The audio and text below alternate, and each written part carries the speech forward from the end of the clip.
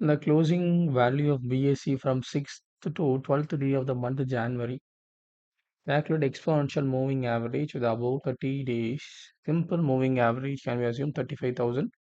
Then the value of exponent is 0.64. So what this value 34,000 minus 30,000 you will get one value that into 0.064 you'll get an answer that you want to subtract it from what 30,000.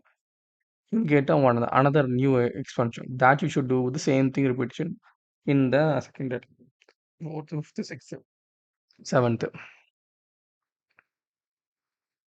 Mm. So we did the same thing. 34, 20, 30,000. Subtract both, you'll get 478 into 3.064. Subtract it from 35,000, you will get 34,995. You see a trend.